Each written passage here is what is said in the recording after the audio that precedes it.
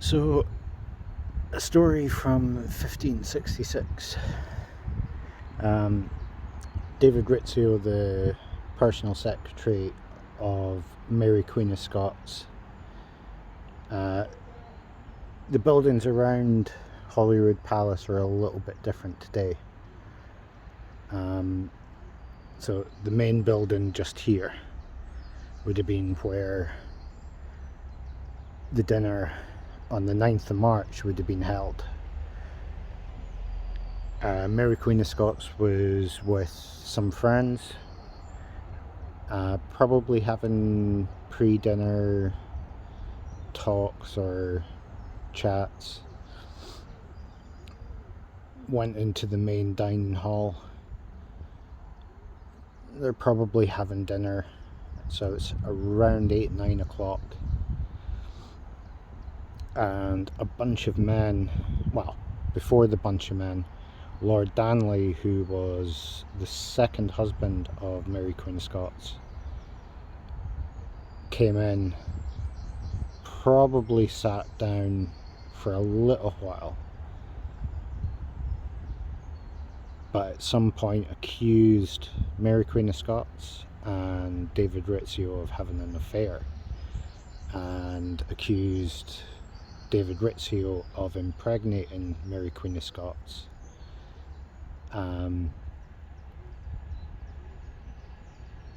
Basically accusing them of having an affair.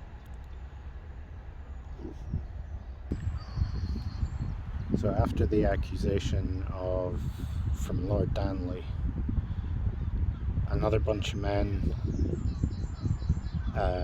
barged in.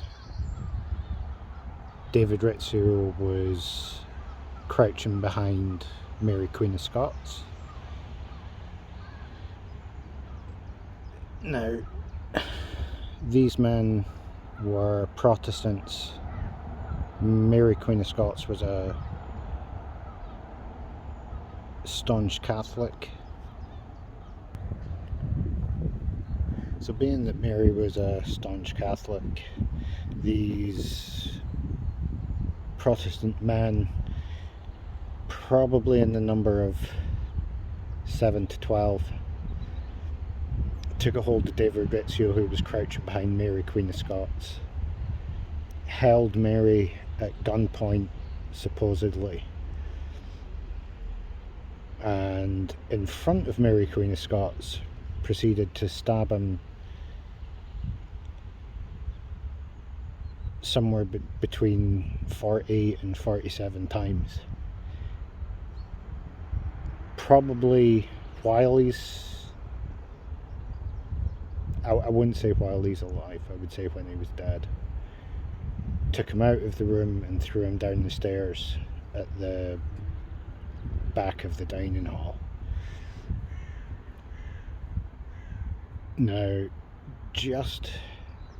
whether it be just after or sometime after, Mary Queen of Scots was able to plead with Lord Darnley to the point where she was let go and was able to flee Edinburgh. And it would take about until April until she was able to come back. But the story after this event with Mary goes in so many different ways. What's really quite a story of one of the greatest people of Scotland to never actually get to run the country the way she sees fit. Now, the way rumours worked back then, if you're accused, you're pretty much dead in the water, especially if you're accused of murder, affairs, things like that. Some people can write it off, some people can't. Mary, because of the uprising at the time, never got the chance. Now, had she never married Lord Danley and her first marriage survived, different story. But her son would more than likely be affected by the events he would learn about his mother and his father. But his father dying quite early on, because Mary was only married to her first husband for about 2-3 years. And then not long after the David Rizzio event, I think it would be a year, maybe not even a year, had to give up the throne. Never allowed to come back. Then, after that, you've got an even more spiteful person who just wanted her out of the way because she was a contention to the throne of England. And if you look at the events after David Rizzio's murder, you're pretty much looking at the demise of one person and the rise of another. Should it have been the way it was? Probably not, because the greatest person never really got to hold the throne, really, in all cases. So now, 139 years later after the David Rizzio murder, if you're looking at the screen, the 3 square windows that you can see, kind of see the 4th one, that building is Queensberry House. Now, what happened 139 years after the David Rizzio murder, somewhere between January and March, there was, at that time, the signing of the Union. Now, it was all done in secrecy by the noblemen of Queensberry House, because he was getting about £13,000 probably lands and titles if he pushed it through. Now, it was all done in secrecy because he knew it would cause an uprising in Scotland. So the house itself was built in around 1691, I think. So he leaves one night. Now, I don't think it's true, but it's said that he left to go and sign on the final time of the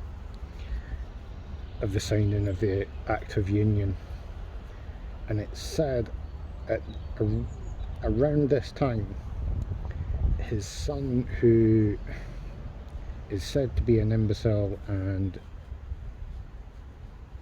quite aggressive, who was locked in a room most of his life, somehow gets out, and basically all the servants have been allowed to go for that particular day, evening, because obviously no one's allowed to know that he's going to sign these documents that would cause an uproar. When he returns, he finds that his son has cooked a servant. Now, there's different degrees of the age. Some say it's younger man, some say it's boy, but his son is at 10 years old, kills a servant of whatever age,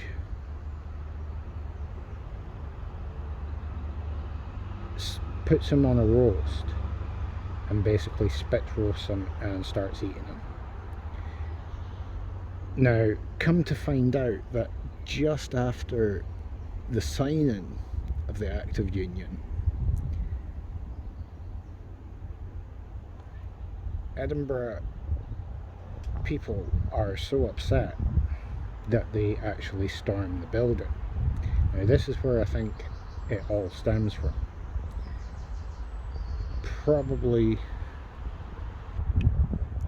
It's probably stemming from the storming of this building back in 1707, just after the signing, because it was all held in secret. This is where I think that story stems from.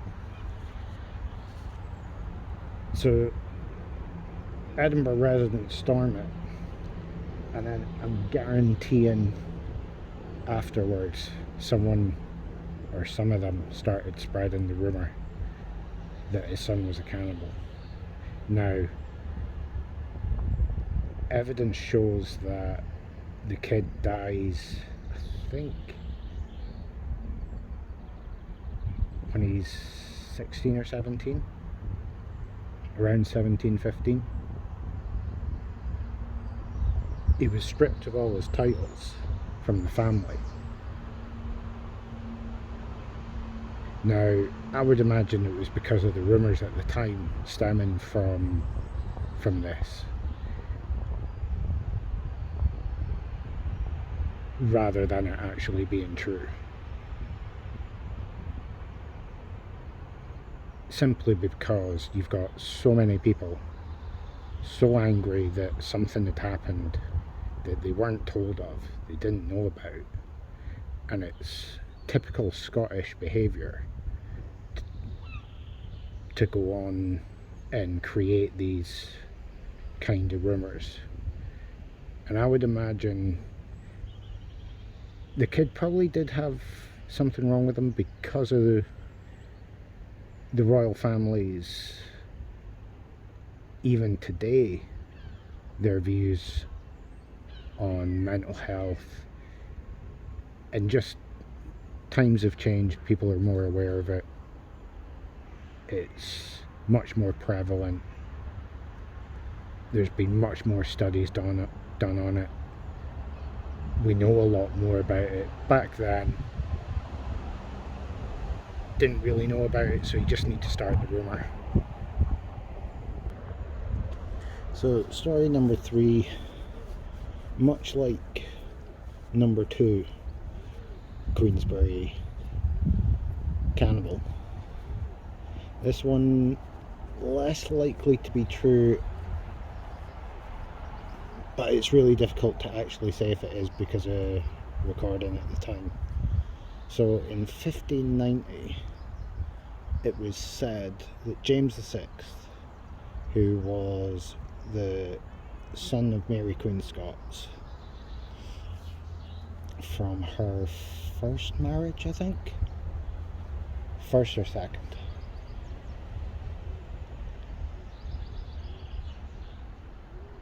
got wind of what was said to be a family that was robbing travellers. Now, what's difficult to understand is why he would go out if they were just robbing travellers. Now, they were a little bit away from Edinburgh, which was a lot smaller at the time. He took over the apparent hunting of the family. Now, the person who was the main character of this family was called Sawney, who you could say loosely was the basis for The Hills Have Eyes. I tend more to think of the Kelly family, or what's the other one that was related to the Kelly family?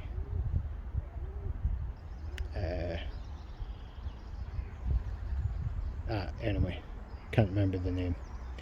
But the Kelly family who killed people, I think that's more the number one of Hills Have Eyes. This kind of loosely. More in the sense of the way the family was gathered together. It wasn't really family related. But Having said that, I digress. Back to the story. So James VI rides out with a bunch of men to track down Sawney Bean. Apparently they find him not far from Edinburgh, probably about 10-20 miles. Now, it's hard to say if at this time if that is actually true, but what is said is that he was taken back to Edinburgh, put in the jail, which would be the old toll booth. Now, there's a few toll booths at the time,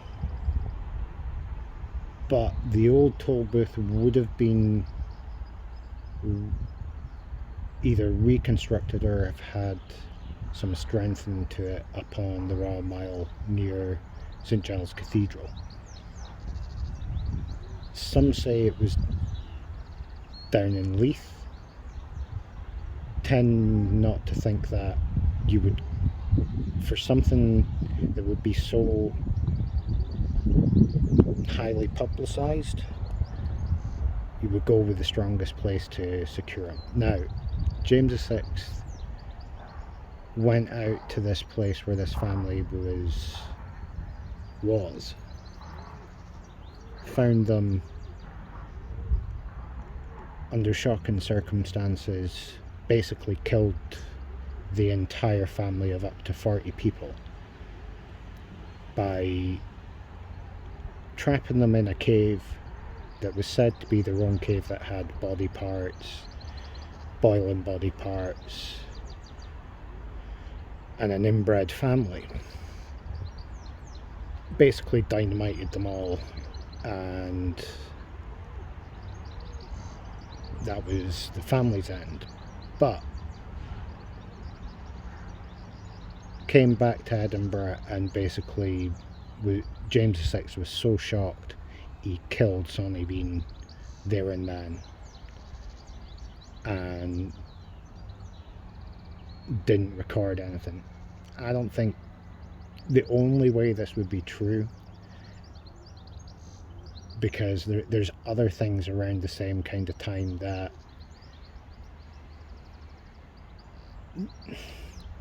intertwine themselves with this kind of story. So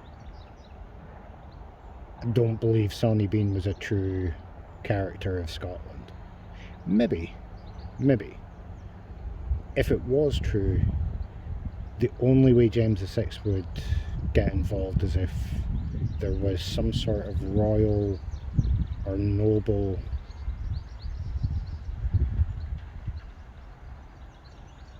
carriage carrying nobles or royals in some shape or form that was attacked, and they were killed, went missing. That's the only way I can see that coming through as being true. Other than that, there's no way, because James VI had other things that he actually interjected himself into at the time, which would be the witch trials of Edinburgh. And if you look at some of the names, they're very similar to the witch trials.